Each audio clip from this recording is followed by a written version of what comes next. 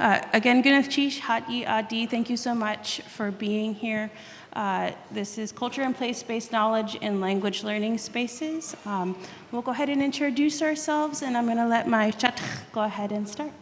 Kiyéis Tláa aya achsayi ka Tlingit einach Natasha Clevenger yuchat duasak Nanya ai nakhatsati ha nakahidi khakunasi. My Tlingit name is Kiyéis Tláa. My taxpayer's name is Natasha Clevenger. I am of the Nanya Ai, and I come from the Mudshark Intestines House. I'm the Tlingit language apprentice under Yakdushí at Ketchikan Indian Community in the language department, which is underneath our education and training. Goodness, Chish, Yakdushí aya achsai. Nanya ai nach chatsiti ha nakahidi hit plain.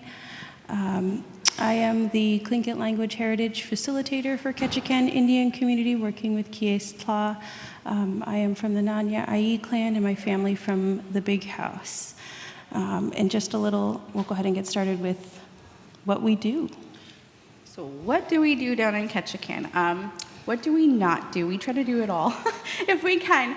So we generally teach in the high school at Ketchikan High School, through our tribal scholar high school, throughout the whole entire year. So we do 9th through 12th grade. We visit a lot of 5th and 6th grade classes every year through Tongass Arts and Science School. Really, any teacher that invites us in from preschool to 12th grade, or even community members, we go in. We say yes. We don't not accept any invitation. We want to be in those schools. We want to be seen. We want to be inclusive among the district. Yeah, and so today in those spaces, this presentation is an explanation of our journey in how it started at one point and leading to another. So just a couple of points that we're going to hit through our time together is we'll talk about what it was like for us to teach language solely and only, and how that morphed into teaching culture, to leading to place-based knowledge, and then how we started to bring that all together in one learning space. So again, we started with just language, and with our students with just language, we started with some great basics using Dr. Renee Lance Twitchell's beginning Tlingit workbook that starts out with sounds and vocabulary. And the different dialects in the language. We talked about the history of indigenous languages and what that looked like when we started to look at when our languages were starting to be lost, to what the activism looks like to reclaim that today.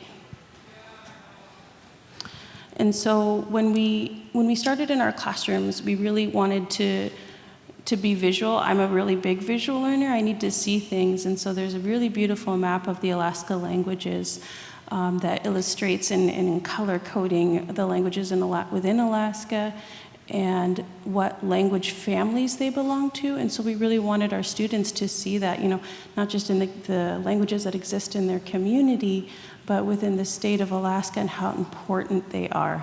So then we started to talk about different activism pieces like the state of emergency that was issued here in the state of Alaska by Governor Walker.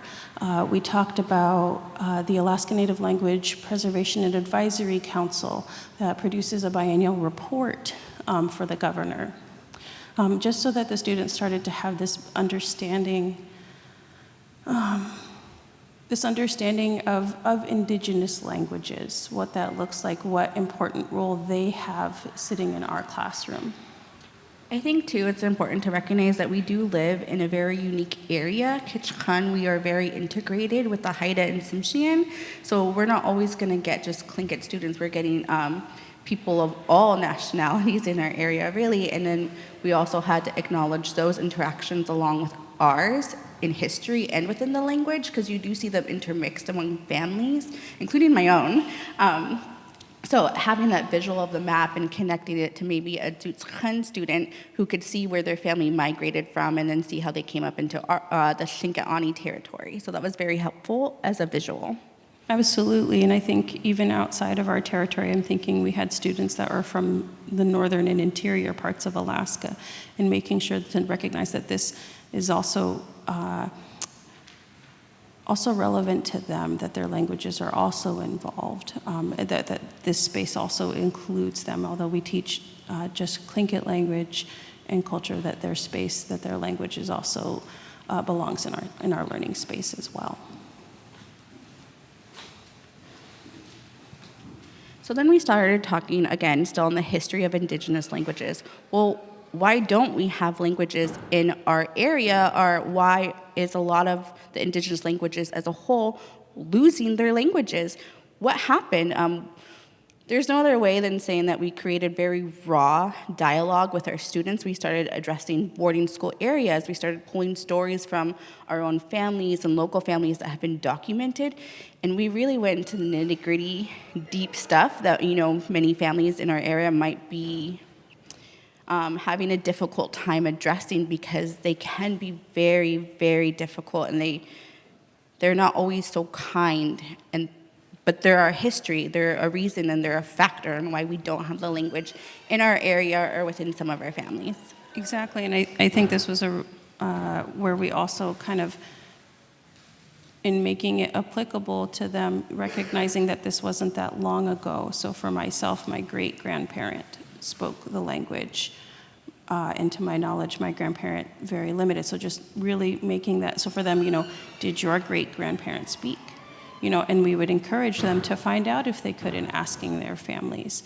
And just trying to paint that timeline, trying to really emphasize, we would tell them every day how special they are to be in the classroom, the first official class offering, at Ketchikan High School for Tlingit language, not outside the JOM program, that this was a real class for them to earn a language credit or a social studies credit.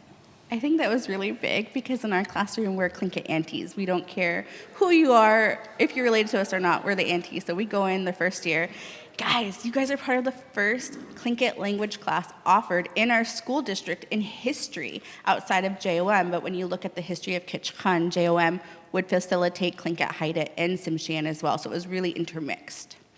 Yes, exactly. And so in talking about the history of the language, we started to move into language basics, getting a little more focused on the dialects and sounds with them, not just working on those sounds independently, but using them in vocab. As you know, if you're a language learner, an X pinch is quite a sound to practice, and not a sound you hear in the English language. And so words like were a daily practice. For myself included, I would bring in, because I'm very much a language learner as well, I would be walking around the store, like Safeway in Ketchikan. My daughter, my Dekinara, Mom, you sound like what did she say? Donald Duck. So randomly, I'd be walking down the store, and I wonder how many people heard just weird sounds coming out, and yeah, that was me. I'm practicing everywhere. Yeah, I think one of our favorite tools from our former team members, Ani Christine Jackson, she was very good at puns, and so having those tools to help them remember not just how to produce the sound, but also the translation, right, of the sound. And so one of the favorite, I think, the one that's on here, what do you say when you see a whale? Yay! Anything in a barrel cost a lot. Sea lions weigh a ton. But okay, and then last one, I promise. I like my fish hot. What did Yana eat for lunch? Oh, Yana ate wild celery. Yes. So just having a diverse set of tools for them to be able to, in funny ways and humorous ways, right? Because it's great to learn through laughter and humor, and our students are all about that. As corny as they had to put up with us, they remember. I also think it's important to note that we don't have elders in our community that we can turn to for language necessarily. So we did have to find ways to fill that void within our space. Exactly, and so a lot of it, I think, we didn't care to information dump on them, right? Because if you have a passionate teacher in front of you, you know that you can listen to them all day, but that's not always the audience that you have to soak it up. And so we really like to keep it interactive and keep them engaged. And so we're always evolving our tools in our learning space, if it's technology, which we shared a little bit about yesterday, to I guess you could say the pun humor is to remembering language. Making sure that we as educators are meeting them where they're at in the best way they learn. So I think we spent quite a long time making a customized curriculum of language that we felt we could use in our classroom. I feel like we really crunch timed it and stressed on it, and then when we got into our classroom space, it's not what was necessarily needed for our students. Then we had to recreate and custom create our whole different curriculum for our students.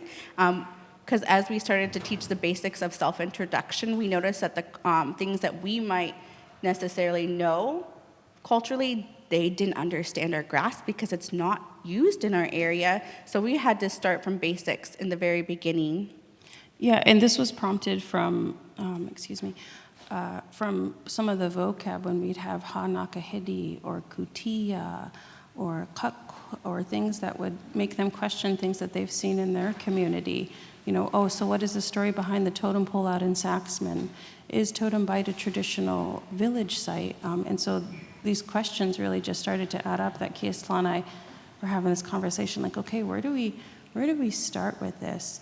What's the first step that we take to help these kids understand what we know? And so a couple of points that we started to hit on was the history of our culture.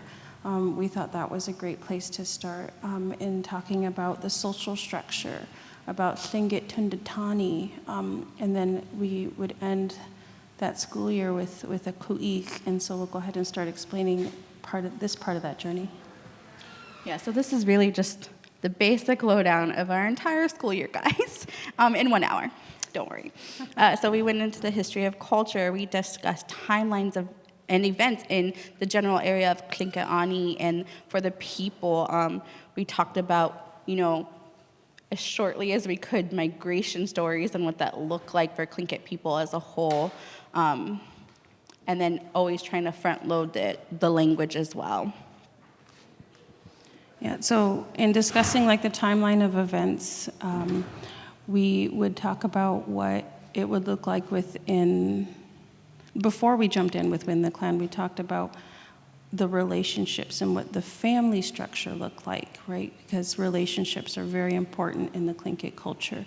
And so our students have a great grasp, right, of their immediate family, mother, father, grandma, that we really challenge them to kind of start to look at, if applicable, the clan relationships, their clan family, who their grandparents' clan is, and start to look at, using our own examples, looking at that entire clan as that one relation. So challenging them to look at their family, pretty much letting them know everyone's related to you. Especially in our area. Especially in our area. But also with the uniqueness of Ketchikan, that also meant there were many connections with Dekinans Utskhan. And that really challenged us as educators to be able to find the resources if they were interested or needing those connections and information, that's something we offered our students.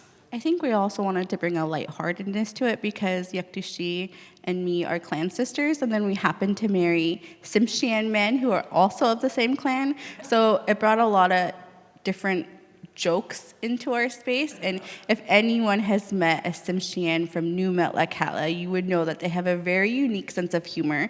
I've been with my husband for 15 years, and I'm still having a hard time comprehending it at times, and I am part Tsimshian.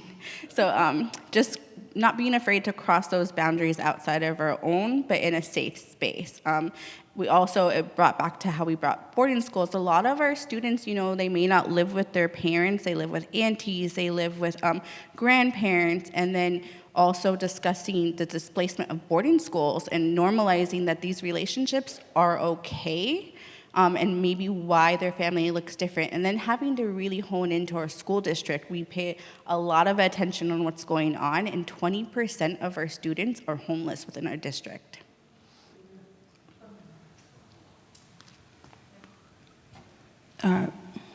Sorry, that's a really hard number to hear. But in trying to paint what the family structure looks like within the culture, our students were really open to that. And so we started to kind of take the steps to understanding what a community looked like in the culture. Houses, clans, seasonal moves for harvesting, fishing, and really trying to understand, like within each of the kwans had these groups of people, but before we could get specific, we really needed to explain things that lived in those communities. So talking about the caste system. Are talking about how you're not alone, you may feel alone, but find your opposites. Rely on the community. It may not be necessarily somebody in your classroom, but there's somebody here that can uphold you in those times, and really front-loading that basic information of the structure of what you see when you go home into your own kwan or partake in your own clan parties in your area. Yeah, and then having real talks about currency, traditional currency, and how that's adapted to a more modern, a modern item. But we did have those real conversations so that they're well informed, and they did have many questions. But we did have some examples for them. I feel like slavery was a big one for our students. So there's not a topic we won't touch. We always front load. We are not experts. We don't know it all. And I think it's important to know as educators that we never just spout out. We always pull from our own experiences, or we pull from some kind of resource that has been documented, not by us. Yes, exactly. And to note, like this is at the high school level, not in our elementary classes. Yes. But we would end up going into trying to explain Tlingit Tenditani. We'd be using stories from elders. Like there's YouTube has a great collection of videos. So we would watch videos. I think the one they most enjoyed was one of Keochne, Nora Downhauer, to using books like Hashuka with Tlingit oratory. And of course, within those stories, like we had the opportunity to explain different roles of clan members. Yeah, so then, again, it's very unique in our area. These are not things that these children necessarily see unless they go outside of our own community sometimes. So what is a clan leader? Does every clan have a clan leader? I know, again, we pull from our own. Our clan hadn't had anybody for 80 years. What does that look like for a clan? How do they navigate those roles? And it's just really opening the dialogue. The more we talked with them, the more questions they had, and the more they talked and the more we listened, the more they opened up for us. Exactly, and it was also, I don't know if we had mentioned already, it was mentioning, it would be very appropriate for your maternal uncle to have his maternal nephews, aunties to have their maternal daughters, and just explaining that network within a traditional community. And then it was, we kind of end up having this conversation with our students about decolonizing our thoughts, and looking at, we did very much have a conversation about the challenge of walking in two worlds. Anybody hear that? Yeah, but looking at it and decolonizing, no, you don't need to walk in a different world for them to be your family. You don't need to walk in a different world to be Tlingit, Dekina, Tsutskan, or Colombian for myself. And really validating and trying to strengthen them, uphold them, right? Because that's what we're about holding each other up. And so that's something that we really practiced within our space, sharing with them the Southeast traditional tribal values and how those were created by elders, emphasizing with them that it was really important to be a good human being. I think that's also when we touch the Southeast traditional tribal values. If you don't know much about Ketchikan and the school district, we were really in the midst of bringing that to court, literally, and fighting for those just to be posted on the wall in our schools. It was actually a local educator who had brought that forward, and then it was the district that really fought for that. And then our director who really put out information and really spearheaded that. Yeah, and that also, of course, our kids are very smart, and they pay attention to what's happening in their community. So our learning space also included being able to have conversations like that about that. Although we do have like rules to keep to the Southeast traditional tribal values. So, we correct if it's welcomed, or we're respectful, we're not negative towards each other. We can disagree and still be friends at the end of the conversation, things like that. And so I know when that was challenged, it really opened a dialogue for them to have a conversation with themselves. And then, of course, pretty much Kiyéis, Tláa, and I as mediators to make sure it kept on the respectful side, because we had some very passionate students. And we didn't want any parents to call us.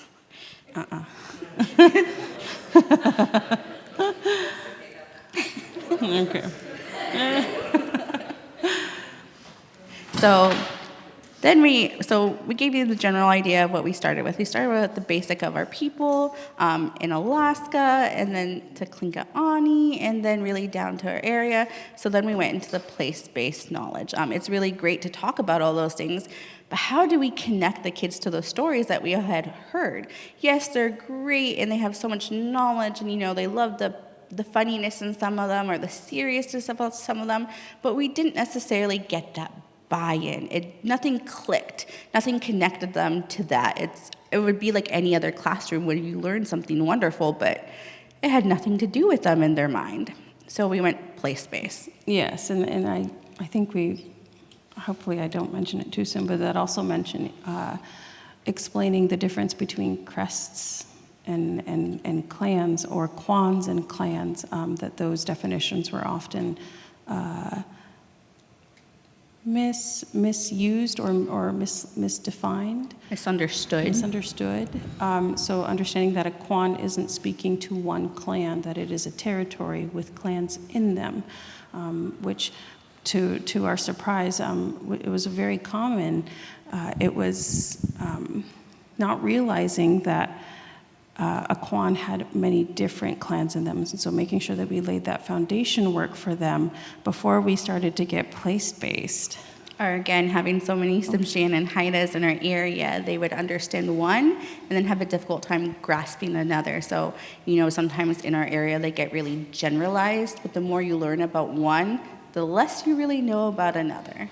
Yeah, and so we really started to narrow down. So before I jump into what we had covered in Sanya and Tanta, we had them look at, there's a beautiful illustrated map of Southeast region that gives you some borders of the different kwans, and we had them look at the names, from all the way up from Yakutat area clear down to Duke Island. And in looking at the map, we had them start looking at the surrounding kwans before we went into the Sanya and the Tanta. It was looking at the neighboring kwans like Shkat Kwan, Ketchikan Kwan, Hainya Kwan, and then kind of looking at where those borders lied, because I think there's a border with Shkat Kwan, Tanta, and Sanya that's just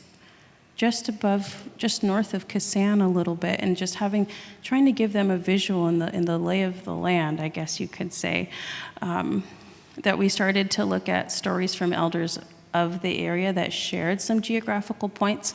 So using resources and stories from Tongass texts with Frank and Emma Williams, where Frank has a story in there, the war at Gooch Lakanu, where he does identify some traditional place names, which was really fun for them. They enjoyed it. I believe we got to listen to the recording when it was available, but I just wanted to show really quick on that topic. Please excuse me as I switch presentations. Oh, how did I do it before? As you look at our presentations, this is kind of similar to what we do in our classroom. We really custom create every single unit we do and visualize with that because we are visual people. So we always try to do the visual, the dialogue, and then the listening. Yes, so this is just a short little presentation of the things of one of the projects that our students had done. So traditional place names of the Ketchikan area was one I was really excited for them to do this project. So what they had done is they drew up their own map of Revillagigedo after these stories, and they would label their map with traditional place names. And we really utilized who our grandparents' names on the land. That book is a really big resource in our classroom. And so they had to create their own map and choose their own traditional place names to label. So you see on this one, you can see this big number 1, I hope. Hopefully it's not too blurry. Over here in the student's key, the traditional place name is Ketchikan. That translation given is near the eagle's wing, and the location is Ketchikan. And so each student made their own map with their own key.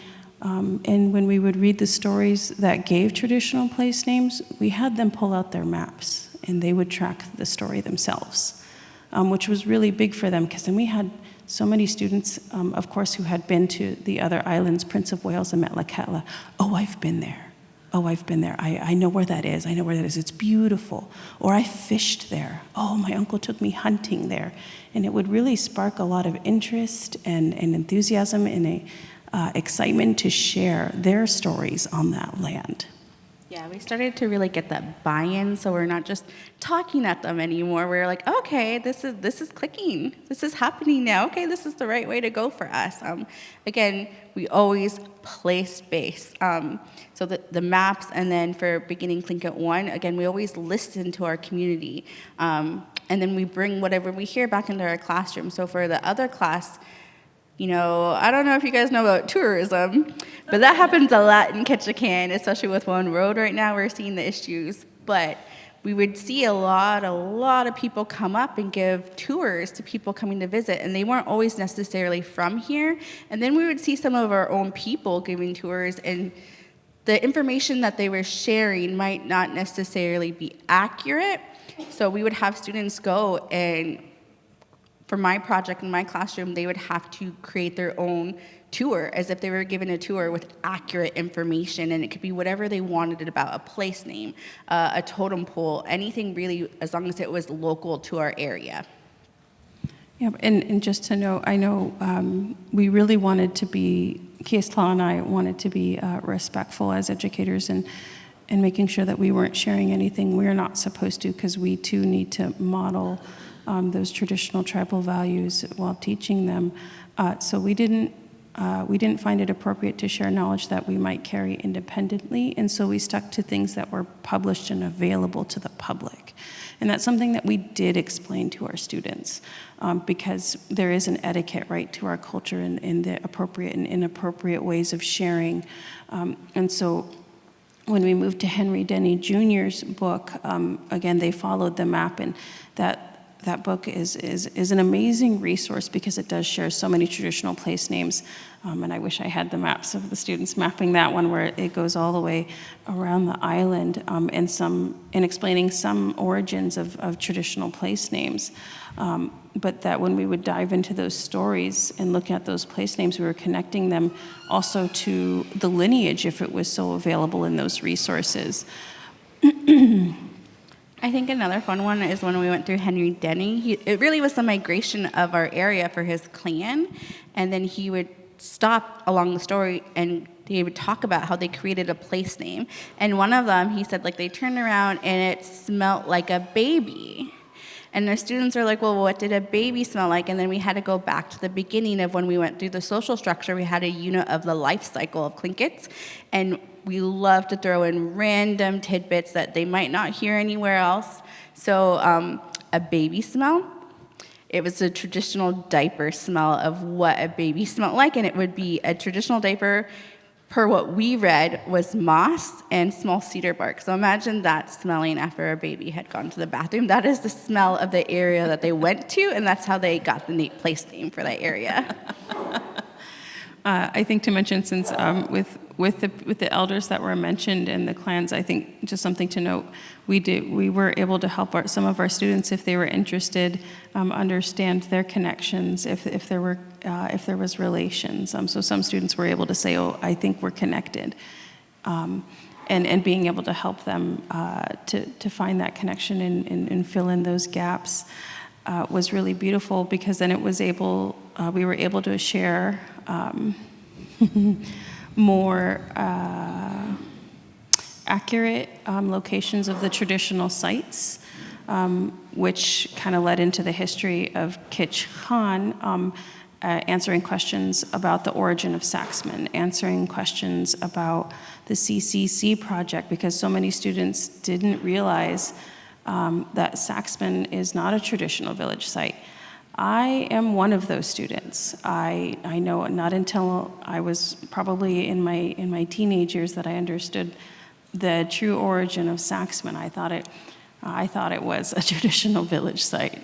I think that was a really opening point for us, because one day we had asked, raise your hand if you think Saxman is a Tlingit word, and everybody had raised their hand, and we're like, oh, okay. So we really had to start at ground zero for the two places that we lived, and going into the history of those places and how they were created. So it wasn't CCC project. We had gone through the maps and the learning of the specific clans in our area and where they came from and migrated to. So why do we have totem poles from other clans here in the Saxon area? And then we ventured very briefly into the CCC project. We always mentioned it throughout everything, but I mean, you could spend a whole year learning about this project in general. So basically, in the 1930s, the Forest Service had decided that they needed to put money up into the communities, into the Native communities. So they started different projects. You can see it in my own clan house in Wrangell was a project. Totem Bite doesn't belong to any clan in Ketchikan, but it is part of the CCC project. Saxman. Yeah, and recognizing that the Beaver Clan House in Saxman was a separate project from the Totem Park itself. So really providing the educational piece in the origin and the history of the land, because so many students had thought those were traditional places, and explaining and utilizing resources. And I see her in the audience, Dr. Emily Moore's book, Proud Raven, Panting Wolf, that illustrated a beautiful history of each site. And so many were shocked, but so excited to take it back to their families. I think that was the biggest one. They were so excited to go back and share what they had learned. Yeah, we talked on a lot, and then we even talked, let's go down, Order of Saxman. That one's always really fun. We can have a whole unit on that in itself. Duncan and the 600. Okay, why are Tlingit teachers talking about the Tsimshians coming up? Well, then, many of our students and many of the people in our own community areas didn't realize that Metlakatla was a Tsimshian or a Tlingit territory first. They only see it as Tsimshian, but then if you talk to some of the Tsimshians, like our husbands, they recognize some of the original place names in their documentation, even if that's not widely known. And then, we're never afraid to pull from our own, because we do create those dialogues. So as I venture down, my grandmother's father's people are Tsimshian. So I do have family. I can trace my lineage from New Metlakatla to Old Metlakatla to Port Simpson to Inland Terrace area. So I'm Gitskan, which is the inland Tsimshian. And then I could see in my own family lines that before the Tsimshians came up to New Metlakatla, Duncan had started sending our family up here to Sitka to start going to school before. And then we really connected those stories of when New Metlakatla was founded and how it intertwined with how Saxman was founded and created.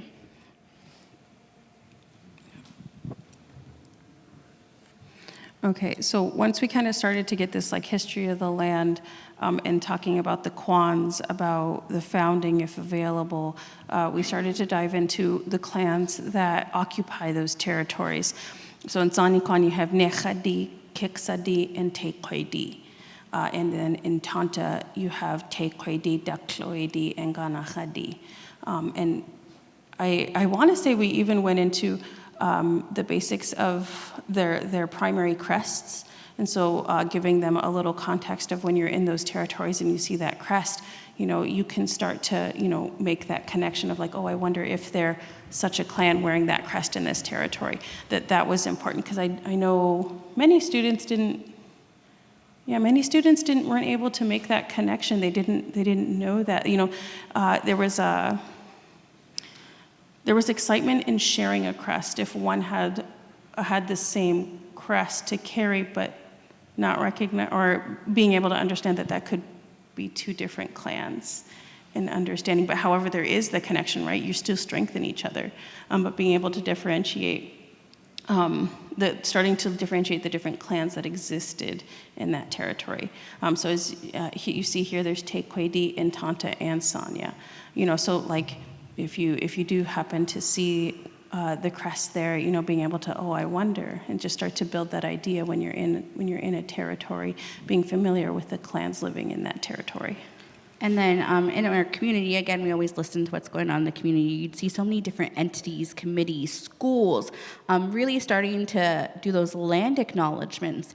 And in our specific area, they would only recognize the two Kwans and not realize that those weren't clans, are really specific family. When you hear one, everybody in the community thinks of one family, and they don't think of everybody else within that area.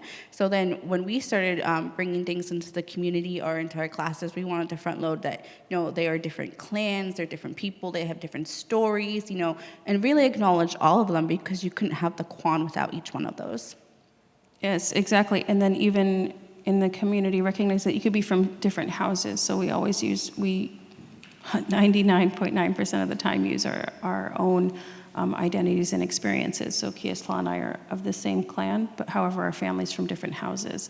But I can still call her my clan sister, and really recognizing and breaking that down even further.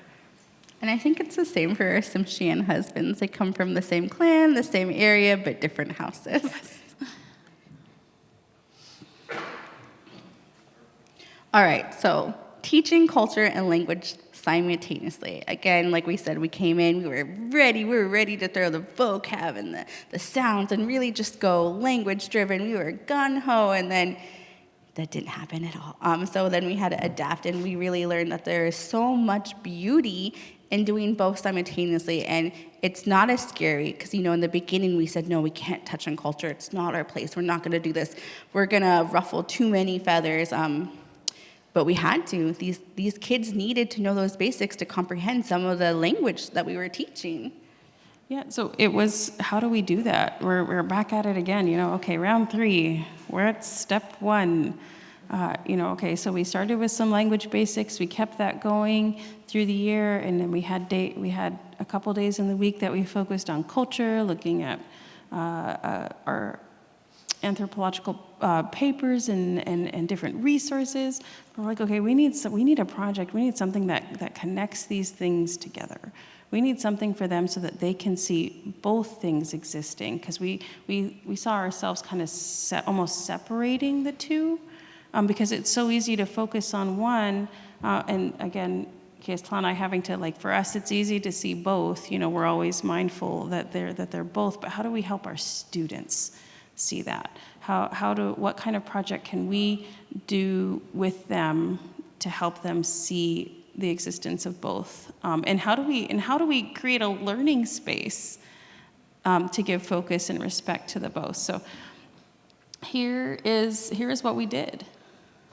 Go ahead. I believe it was you. You had saw an old curriculum about a mock potlatch. Yes. Okay, we had done one before previously in a 3rd grade class.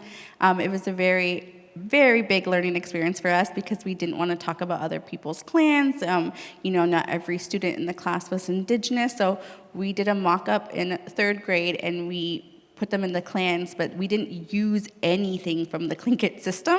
I think we had one clan was called Chubby Pandas, and one was Dragons. Yes. Because we didn't want to offend anybody. We didn't want an auntie to come call us out, knocking on our door. That didn't happen. But it's something we think about. constantly. So we had them create their own clans in the 3rd grade class. They created their own crest. They created their own migration story. And then we gave them a song, and they had a clan dance to their clans, which is really cute. But then how do we make this applicable to our high school class? We really, again, took what we had done in the 3rd grade class and adapted it and really more Tlingit driven that. Yeah, and so all the pieces that we had explained before, traditional currency, the stories with other clans, we didn't have them quite create their own stories. We weren't sure how those were going to turn out. But we were able to have them explore both in knowledge and in language the importance of at'u, the importance of blankets and gifts, things that you would see at a kuik, the purpose of kuiks. And it was quite a journey for them, right? Because then, the talk about when you have to feed your guests. Well, okay, uncle's got to go hunting. Or, oh, you don't have a refrigerator? Oh, shucks. You probably have to dry it out. You probably got to make, So really giving them the full picture of what it was like before all our refrigerators and freezers and... I think it's also really important to know, again, to our specific area, this is not something that you see.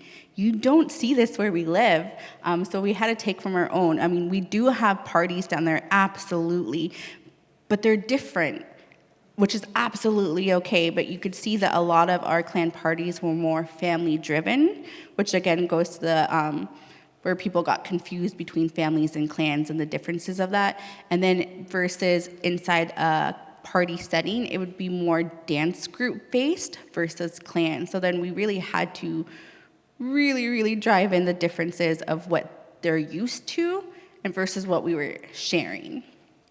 Yeah, so what we had done is we took, I guess you could say, the basic agenda or the different steps you'd see at Kuik and in the different components of that ceremony, and without getting into any specifics, I think we had one class did a front screen and was actually beautifully drawn for this other clan. We had 2 classes, so they were opposites to each other. One drew a house screen for their other clan. Oh, shucks, and I don't remember. I want to say kutia. I think the other one did it. Oh, yes, a kutia. And then the other class did a kutia. So they were just illustrations, and they were put up in this space when it was time to do the ku'ik. But we had so much to share and explain with them, the different types of ku'ik, what can happen, who is responsible for speaking, the different roles and responsibilities within hosting a party, and even elaborating on the importance of being a guest and the etiquette that comes with that.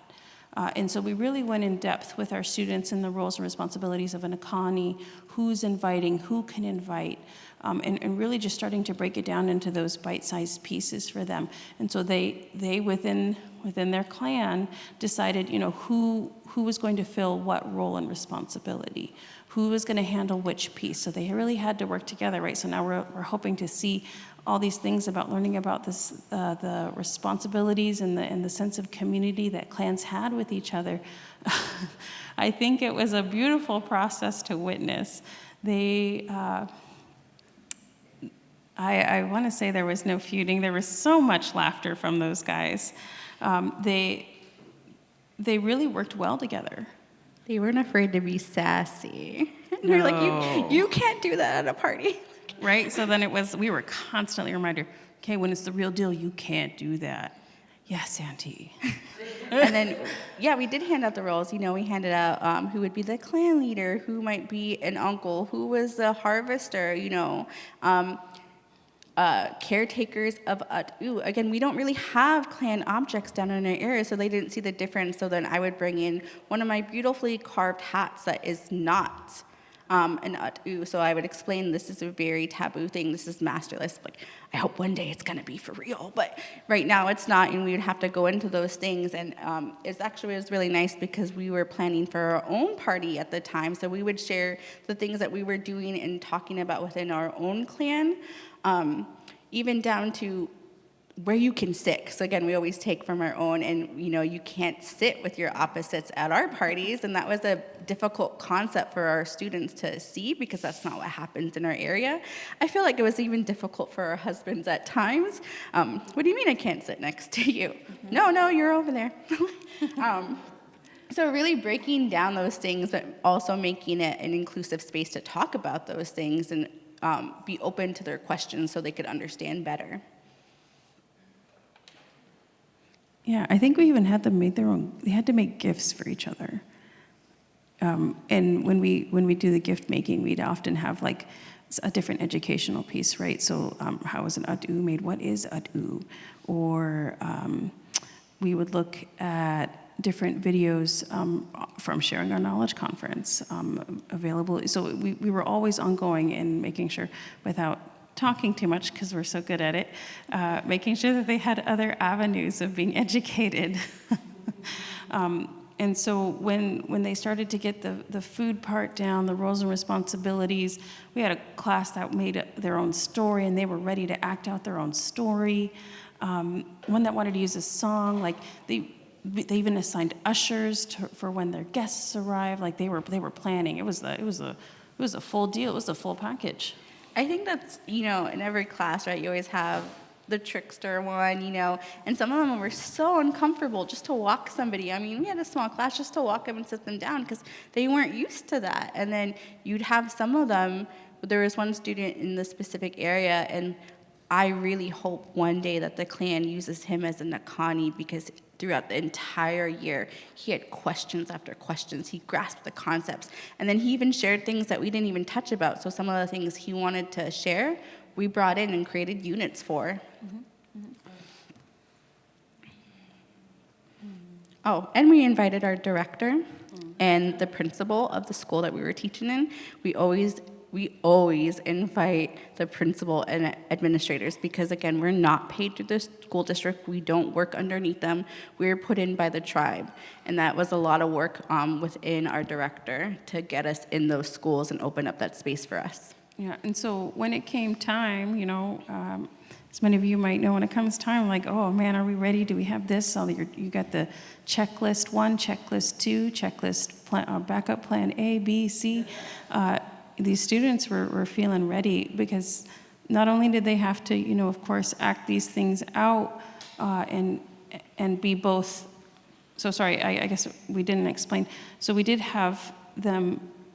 We had both classes participate as a host and a guest because there are importances in being in both. So one day we had our class 1 be the host. The next day they were the guests. They also had to have the language. There's so much language involved that it was really hard to pick what language we were going to have them use. And so we started with, how do you address a crowd? It also posed questions like, are introductions a traditional thing? Who does introduce me? And so we had different language pieces in there where they were able to address a crowd. They were able to introduce the person, not next to them, I think it was the Nakani we had introduce, and then they would be able to end their speech. So the language, even the language component, because the guests, as you know, also have responses to give. And so the language part was really, really beautiful to hear from them, although it did give a lot more questions, of course, from them than we could give. But their mock parties were beautiful. They were so proud. They did an immaculate job. Of course, they were able to shake the sass and shake the silly and really take it seriously. They did. We had a clan that acted out their story, a clan that wanted to sing a song, and they did a beautiful job from beginning to end. Yeah, and then as we were creating the roles for their mock party, I think it's important to note too that we didn't just hand out the roles. We looked at our students and saw the strength in it, that they kind of revealed what role they would do themselves. Like we would have the honorary clan mother. She would be the more making sure everybody else followed in line naturally during the class period before we even started this unit, or we would have the person who had more knowledge, so maybe they were the Nakani because they could do both sides very easily, or they had the one student who would really embody their own clan in their own sense and be proud of that. So that could be the clan leader per se. And, just watching your students, watching their limitations and seeing what they're comfortable with, I think made it easier for them to partake. So after these were done, we wanted to know what our students thought. What did they feel that they gained? I think to our tearful response, we were so overwhelmed with what they took away, with what they did share with us. And that was so many pieces they didn't know about culture and about history of the land, about what pieces you can see at a party. Gosh, I think the tears didn't end. We were, of course, we didn't cry in front of them. Aunties can't show weakness. So, after they shared with us, they better not watch this, Tláa. We were so touched. We were so moved by what they shared with us about how they're excited to go and share with their friends outside the class the CCC project, the purpose of Totem Bite, how well-informed they felt about the land they live on, and just how important that was to them, how they had no idea about X, Y, and Z. And so I think we ended up summing it up to they felt empowered, which was our jobs, right? Is for them to leave our classroom feeling empowered, no matter what their background is, in strength and knowing who they are, and even knowing the history of the land that they live and grew up on. I think what was really good for us, because we do overthink everything and making sure that we stay into our own box and respectful, it was really nice too, because as we started to venture into the things that were scary to us, that we would have aunties or grandparents or people come and say, oh my gosh, they're coming home, they're talking about this. Our family needed this. So hearing those, not that, we have to hear those affirmations, it was really good for us to not continually be scared of what we were going to share in a space and be scared that somebody was going to come knock on our door and say, how dare you share this with my student? Yeah, and that's part of the hurdle, right, as educators is, what's okay and what's not okay. And I know for Kiyéis, Tláa, and myself, yes, we did overthink quite a bit, and we wanted to remain respectful, but that also means that we are very, very open to learning more, to being corrected, to new ideas, because that's what we encourage with our students. Or even recognizing the difference of one another. It's okay to do things differently. That's how us as a people do it. Maybe somebody up in this area will do it different than somebody down in our area, and that's okay, and they both have important places at our table, and the more we bring to our table, the more we're going to have to eat together.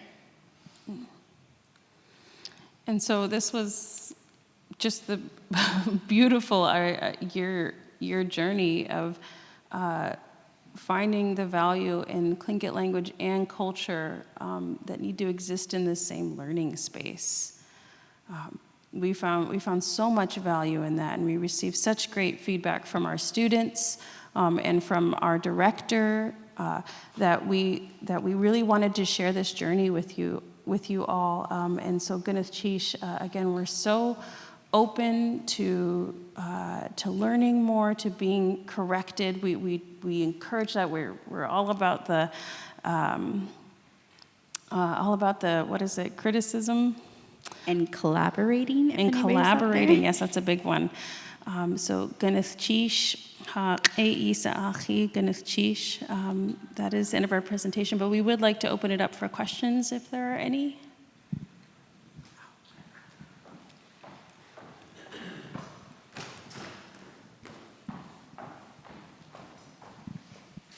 Thanks. My question is, so how many students in a class? What the numbers, and how often was each session? I mean, was it like every day after school, or Saturdays, or what? So for the general lowdown that we just did, this was based off of our very first 2 years within Ketchikan High School. We had 2 class periods, and it did vary.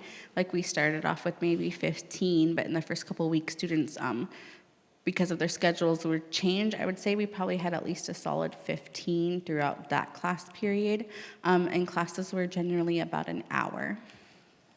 During the school day? During the school day, every day. Any other questions?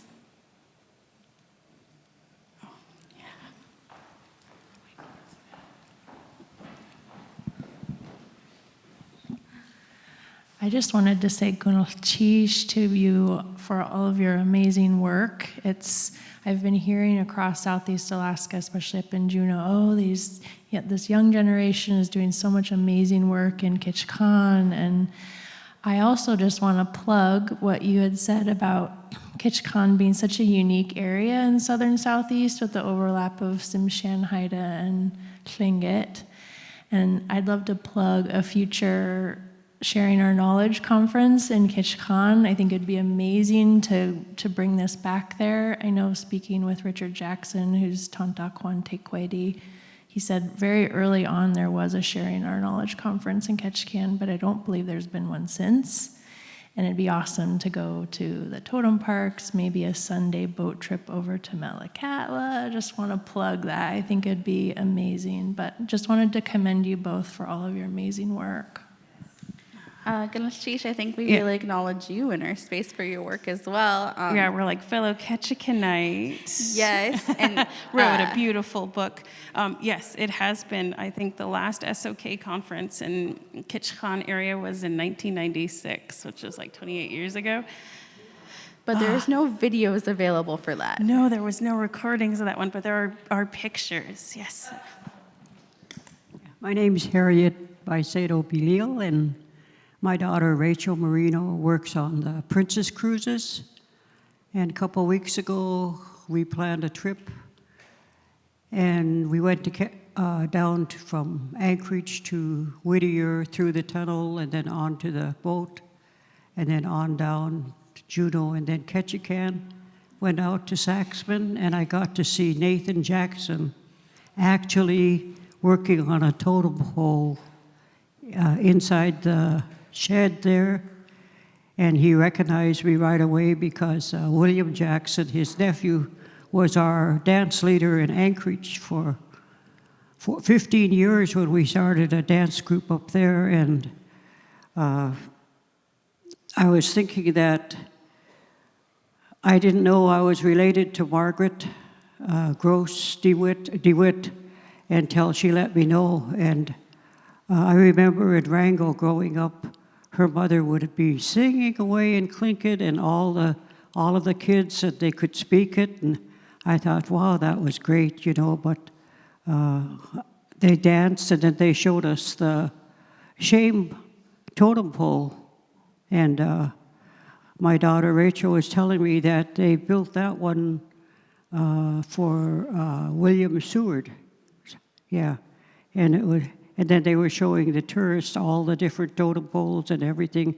Then I saw my cousin Joe Williams in town taking everyone out to the Saxman. But when I lived in Wrangell, Matthew DeWitt was one of our strongest, one that did everything for the Tlingit Haida. So I really enjoyed it going out there. Thank you. Ganashish for sharing. That's my family, and I just want to give you a hug and thank you so much for sharing that. Harriet, we love seeing you. Yes. So you just connected to her through her family, and then I always call you Grandma because you're my grandfather's people, and then you remember my maternal people, Eva Blake and my family always too. But then to talk about the shame poles, we do talk on those in our classes. So we do have units on those 2 specific poles, yes. the Lincoln pole, which is not a Lincoln pole, and the Seward pole. And because we're not carvers, we bring in our husbands who do carve totem poles, and they share a little bit on that side while we share the documented history.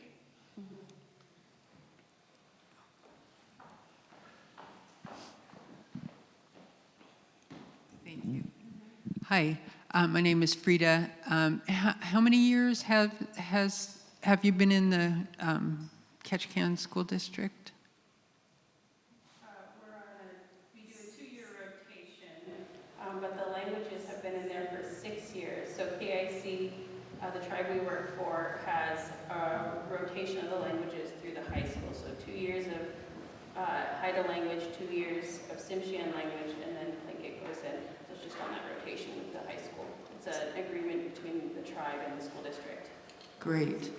And I'm also wondering, do you go into other classrooms as well to, oh, that's very good. Okay, because I really like this idea of the context of the language and how it can be, it's pervasive in our whole life from the time we get up to go to bed, our dreams. And so I really like it, that idea that you're in with other classrooms as well, and because it's relevant in the other areas. So could you speak a little bit about that part? Yeah, so in our school district, again, it's very unique. We see a lot of, like, let's be real, there's racism in our school. There's a lot of pushback in our community. So any educator that invites us in, any entity within the community that invites us, we say yes. We say yes always. And then we don't usually pick what we're going to talk about. We let the educators kind of guide what they would like, and then we go and create what we want in the classroom. Yeah, usually they'll pick a topic. So sometimes we've had a second grade classroom that's like, oh, we're doing the life cycle of salmon, and then we're like, we put together this package, and they get to select what it is that they'd like to use in their classroom, because right there all day, they know their students the best, and we get to be a guest to come in and share with them. So that's kind of the approach that we usually take, is they give us the topic, we put it together, and then we enter the classroom with what they select. And there is one school that we do visit a lot, one specific educator that invites us in always.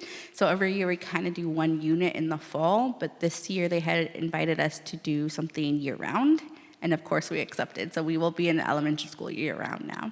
Oh, starting after winter break. Yes, because we're here. Yeah. I just feel so proud of these two right now. So this is something that evolved, and I love seeing the evolution and what these two have run with, because the truth is one of the things that we found by doing this is that you cannot really teach the full language without the culture with it, because there's so much that happens in the language that means so much more. And I know Yakdushí, one of her stories that she talks about is like Gunashchish, and the real meaning. And the thing of it is like it means so much more than thank you or thanks. And so I just want us all to say thank you again for all that you guys are doing, because it's amazing, and it really is awesome. And it's because of this that the school district now gives social studies or language credit, depending on which it is that the student needs. So I think it's pretty awesome. Oh, yes, sorry, that's Khatuch Sonia Scan, our boss, KIC Education and Training Director. Yes, please. Tashina Skawi Imachiapi Me Malakota Nahochunk, an adopted Deshitan, daughter of Kagwantan. And I'm sitting here and I noticed in this front row are people that we were kids here in Sitka and Sitka, and we were going to school at a time when there wasn't SNP.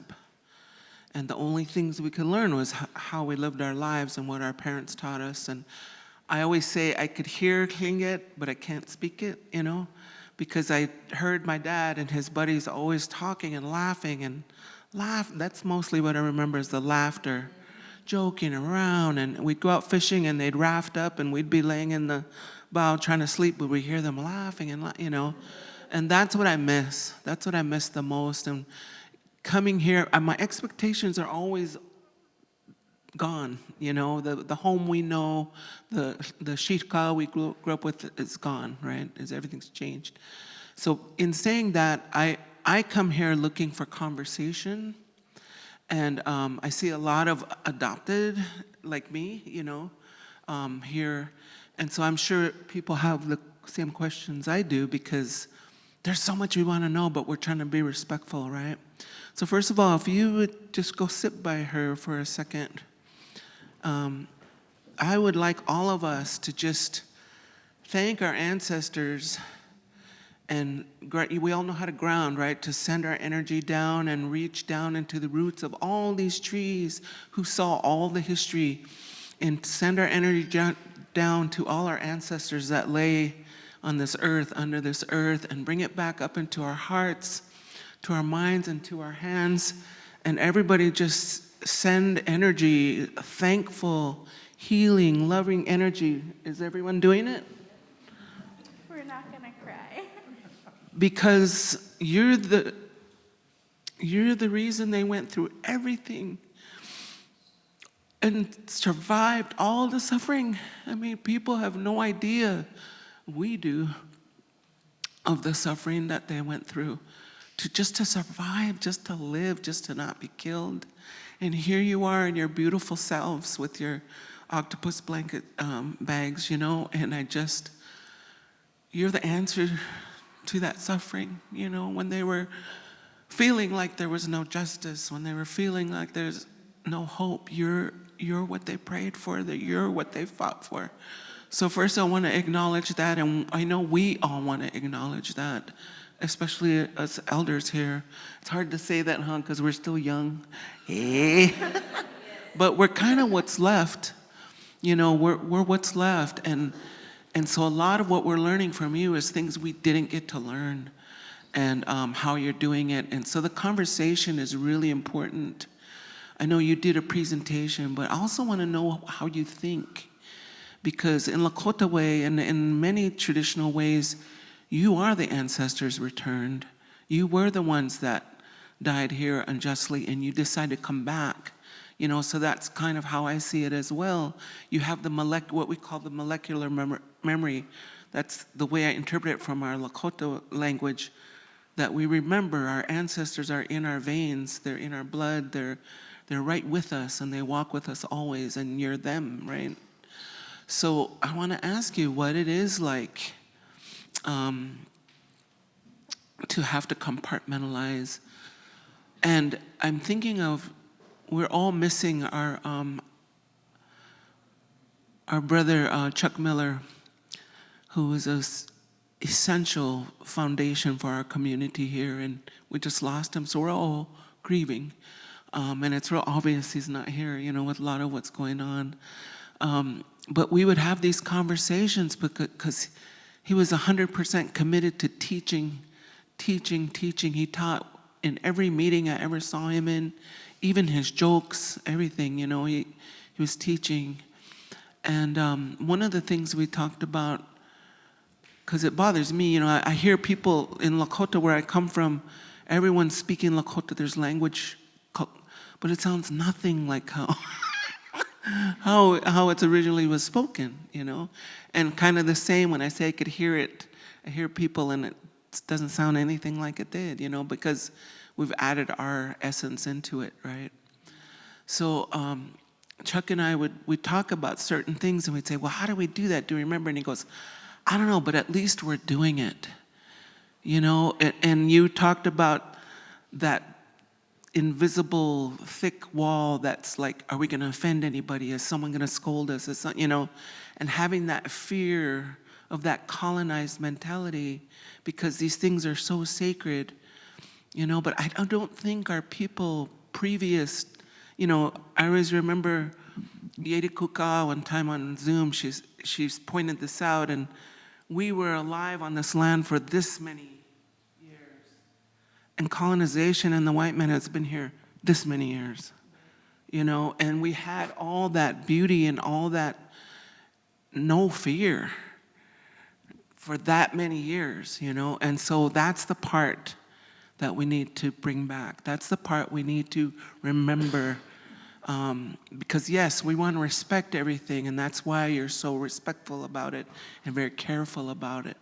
And at the same time, how do we move forward releasing that fear? That's a question I have, because, and I don't expect you to have the answer, but how do we do that? Because we also see people taking what is sacred and Instagramming it. You know what I mean? Like, there's even a thing, a saying, a bumper sticker, tradish-ish. And I asked them, you know, it's slang, right? It's Instagram. I said, what does that exactly mean? And the guy told me, he said, we're not the traditionals. We don't follow the traditions in our daily lives. We're modern.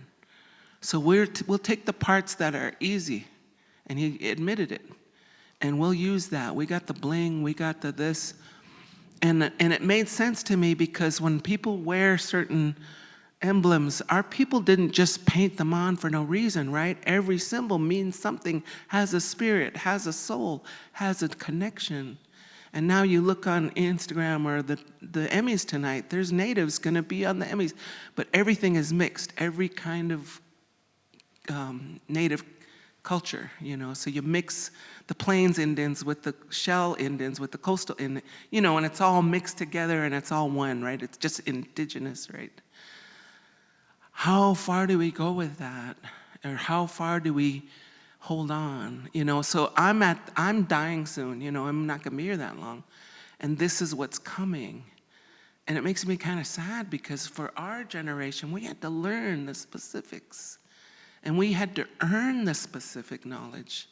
I mean, we learned our ceremony songs by doing the ceremony. It wasn't on YouTube, you know? It wasn't readily printed out. We had to sing it and pray with that song 50 times till we learned it, you know, in ceremony. So the world has changed so much.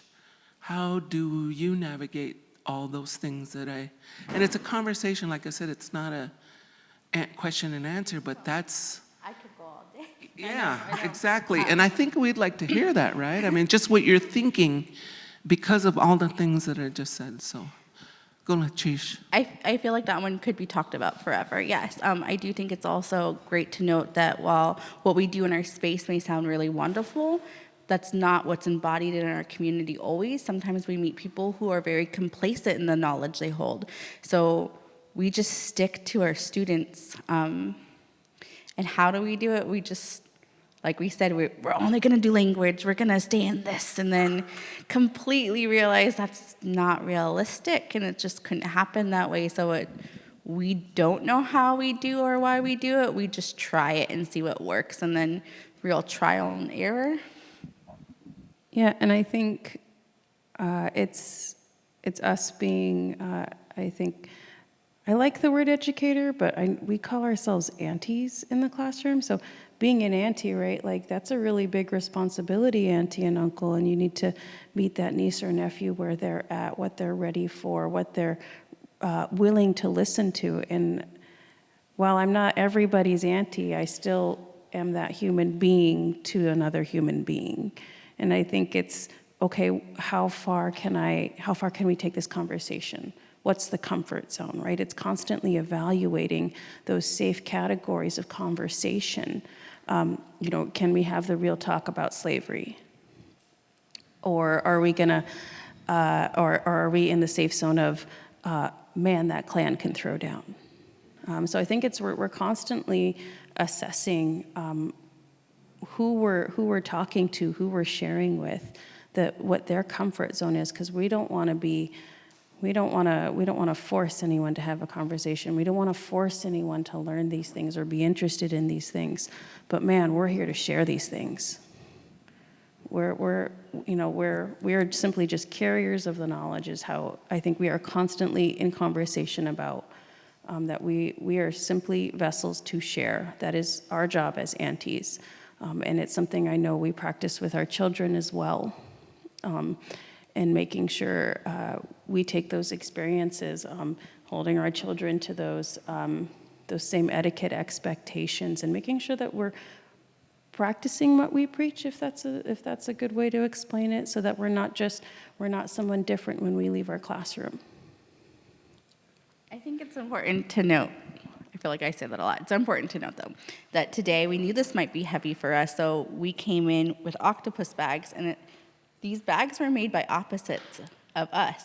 So they were made with love from an opposite. That's something we have to embody always and bring into those spaces, because it's going to be an ongoing conversation forever. So you have to find strength where you can. You have to find support where you can, even if it's very small. Hold on to it. I think the panel yesterday, they were amazing. They're like, stop going with everybody. Fight for it. I have to say, I know it's being recorded, but for my job, I was told to speak up more for culture, to share more. So I did. And it's less scarier now.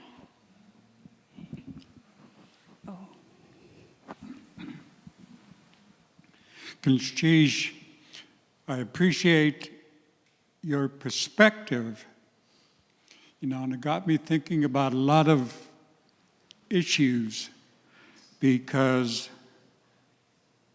for me, when I think about listening to people talk, it goes through my head about what are you identify your clans, and I'm wondering about something about that. When I think about hearing your perspectives, and I'm wondering about the men, about how the men would participate in your presentation. Because the reality is, and I don't want to say it's we think differently, maybe we do as men and women. And then I look at things like mentioning maternal uncles, and I think about, where's the dad? I've talked with women in the community, and I would talk about them, or I would be talking with them, and I would talk about uncles. I would talk about the opposites. And then she would ask me, where's your dad? How does he fit in this discussion? So it's kind of interesting to me to listen to what you're offering, and I always get back to how am I feeling about what I'm hearing. Not so much what I'm thinking, because my head gets messed up and I wonder about that, but how am I feeling? I'm missing my dad. I'm missing his perspective of being an opposite clan. When we're raised to follow our mother's side, and I'm filled with information, filled with attitudes and beliefs of women. And I'm wondering, because my dad passed away when I was 12, and I think about that. What are the, what do I want to say? The values of Dad? What are the values? And I hear it. I can hear some conversation about maybe what my dad lived, how he saw the world. And I guess that's something, maybe it needs more clarification about the values of the clans. Because I see young people, including myself, I can think about the values of the Tlingit, according to my mom. And then my dad, we've all gone through some experiences in our lives. Alcoholism played a big part, colonialism for sure. That's a product of it all. But I wonder about how you would teach values of the clans. It's interesting to watch and hear some of the events where there is honoring of the opposites. But I'm wondering about, okay, what are those? I'm wondering if you've come up in speaking about the values of the clans.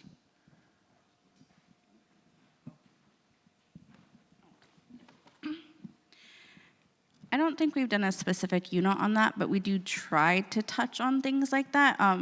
We really approach our space as inclusively as possible. It doesn't matter if you're Tlingit, it doesn't matter if you're adopted, you could be Tsimshian, Haida, because that's the area we live in.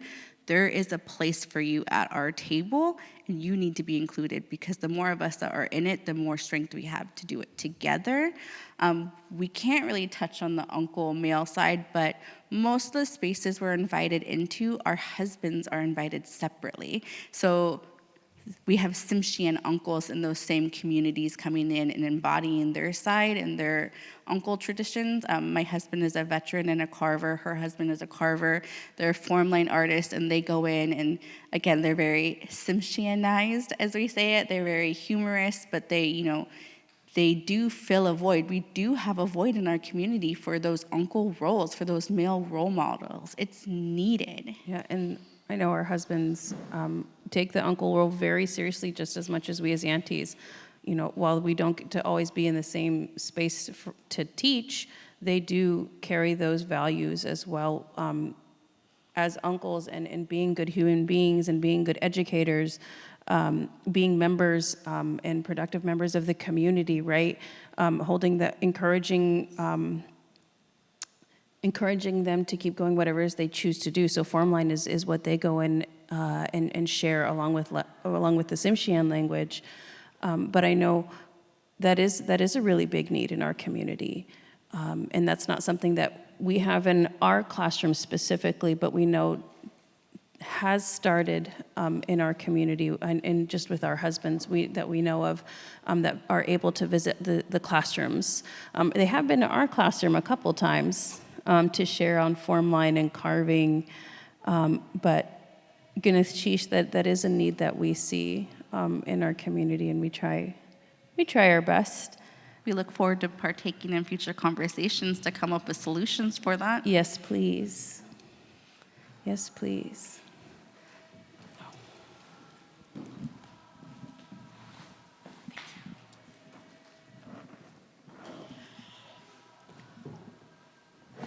I think I was meant to come over and hear your presentation. I was across the way, and the program is canceled, and so I was looking at the program. Oh, this one really does sound interesting.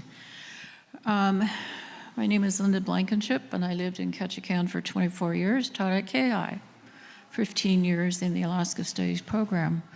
Emily Moore is one of my former students, and only this week did she really learn the constraints I had during the time that I taught at Kiyéis in the Alaska Studies program. I was specifically hired to teach that program, but then was told you can't do this, you can't do that, you can't say this, you can't say that. But I was there at a time when I had Marion Willard Jones take me under wing the whole time I was there. A lot of people thought I was their daughter.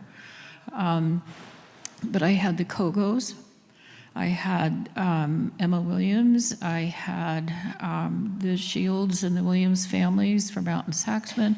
I was around those people and could get them into the classroom, so I had that opportunity.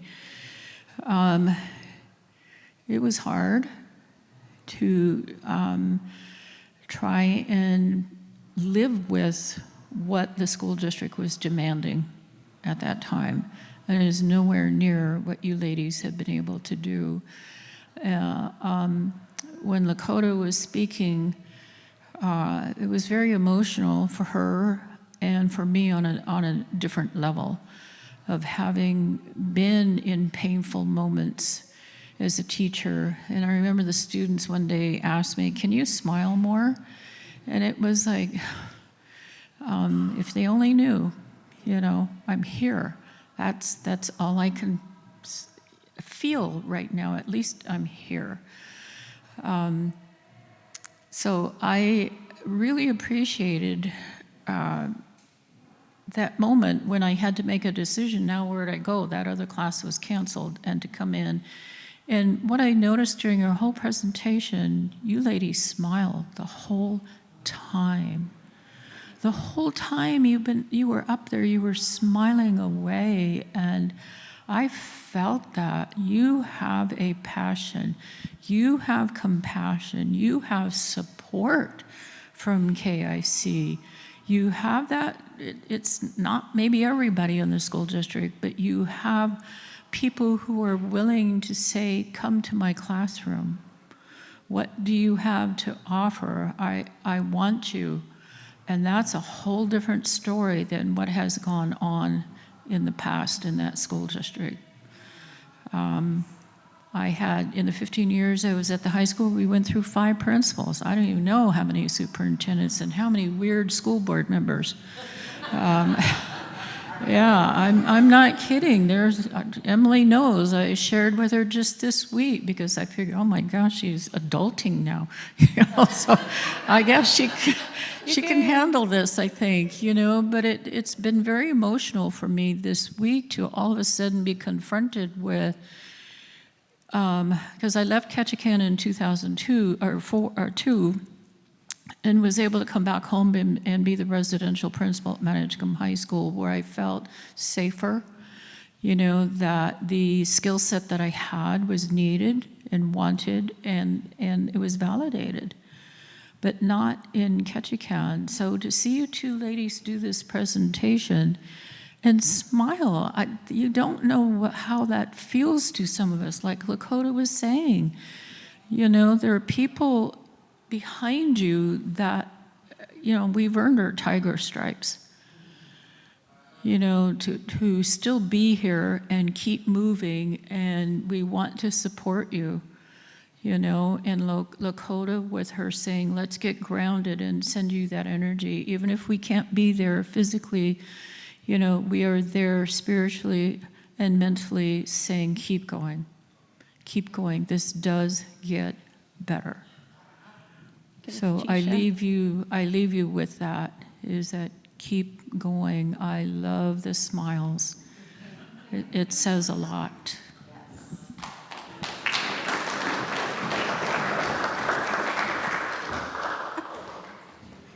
I have to say thank you for saying that, because we have not been in the game that long, but we have had many crying moments during our few years of teaching, many pushbacks within school. I mean, we have had doors closed to us. Literally closed to us. Yes, we were right there. And you still show up smiling, because what are you going to do? You want them to want you to come in. You have to be inclusive. You have to be approachable. You have to bring that smiling face so you can talk about the difficult things. And in Ketchikan, we do face racism. We had issues in the school while we were there, and it was very difficult to look to administration, and they failed our students. And we sat there with our students, and our students came up with solutions. They weren't just talking about the problems, they were trying to address them. So we do everything for the students. Absolutely, and that includes letting them feel their feelings. They matter, they are valid. What they experience and how they're feeling is okay, but they were productive about it. And I think we're really big on how we facilitate our space. We're really big on not focusing on just negative energy. Okay, we feel these things, and that's okay, but what is the next step? We can't stay here. And that can be as simple as opening a door at lunchtime, having students who don't even come to our classes come in. I walked outside and I saw a student. What are you doing out here? Because we're put in the back corner of our school, in the dark corner. So what are you doing back here? Oh man, but you'll find our stickers through the hallway and our flyers. Yes, on the walls too, on the top. But then the student had told me that their teacher had kicked them out because they were hungry and they wanted to eat, and they hadn't eaten in 2 days. Some of our students have that situation, but they come to our classroom because thanks to our director, we have food for not just students enrolled in our class, but students. You just have to be a student. Yeah, because who's gonna pay attention and listen to us if they're hungry? I'm not. I'm gonna be angry. I'm not gonna pay attention to anything. They're gonna show aggravated emotions, and we're not gonna understand why unless we communicate that. I just want to say real quickly that everything we do honoring those who have done it before us. So those of you who have been in the schools and had to fight, we think about that all the time, and we know you paved the way for us to go forward. And we hope that we're paving that way for others to go even further than we have. And so I really want to say that because we live that. That is one of the top philosophies of our entire department, is that always remember who went before us, that we have those people behind us.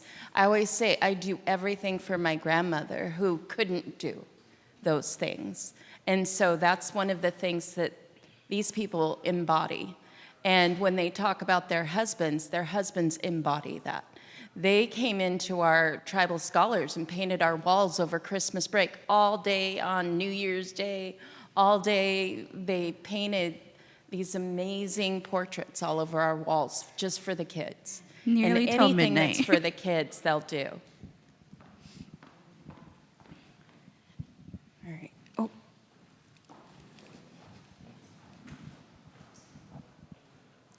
I have a horrible habit of forgetting my questions as soon as you ask, what's your question? So, but as soon as I heard the music upstairs, I remembered. Did you guys incorporate song and dance into your language, and how did it kind of shift things? And then I also just really want to say, thank you for, oh God. I wasn't gonna cry. I've kind of grown up all over Southeast Alaska. I lived in Ketchikan for a while, most of my childhood. We're probably cousins. You look a little bit familiar to me. Got 3 family, if anyone else is here. And then I spent most of my childhood in Ketchikan, and then I spent middle school years in Petersburg, and then high school here. And Petersburg's considered a landless area.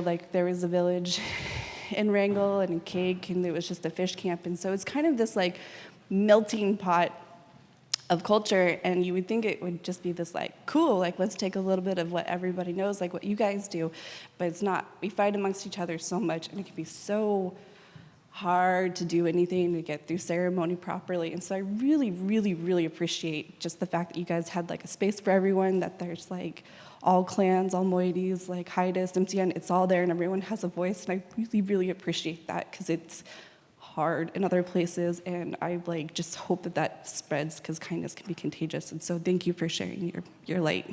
Thank you. Gonna teach me, give you a hug. Just to note on the songs, that is an issue, right? Because you don't want to share a song. I was a dance group leader with my husband for well over a decade. We took a pause during COVID, but we're basically intertribal, but Tsimshian based.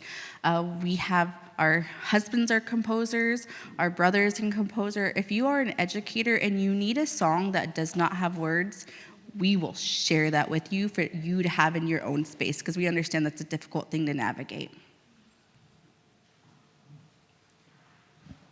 I'm wondering how you approach grief and shame and loss. As we're older, we know who we've lost and the family members and the cultural treasures. And with the young people, then everybody comes where they're coming from. So that can include, like with all of us, some shame about not knowing things. And I find like shame is like a lid, and on top of grief and all of that. So with yourselves and then with the young people, how do you address or? Absolutely, that's no more sitting in a corner and crying. No more. Tears can be shown. I think we're pretty repetitive in our classroom. We're always telling our students, we don't know it all. We have the safe people in our lives to ask questions, and we're their safe person to ask those questions. We are open to all their questions. We may not have the answer, but we will help you find one. With the shame and the grief, I think we really like to preface before we start teaching language that they might feel things they didn't know were in their body. I know for myself, listening to a recording of my great-grandfather speak language, I bawled. I was an absolute mess. I had the mascara, it was running, it was gross, and I didn't look pretty. But I didn't know that I needed that cry either. I was very open in sharing that with my students. You might cry and that's okay. If you need to take leave and go have a moment, go have a moment. We encourage the emotions in our classroom. Yeah, I think the openness to be aware that you do have to do those things. We really pulled from our own because we had to do that ourselves by ourselves.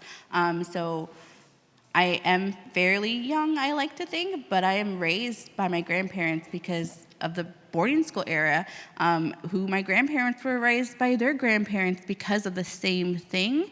And then we acknowledge that in our classrooms. And then I know for me, there is shame because I am Tlingit maternally, but then my grandmother was raised by her Tsimshian family. So even today, we'll get pushback for that. So it's just really coming to your own terms and finding strength wherever you can and learning as much as you can so you can feel more solid foundation underneath yourself.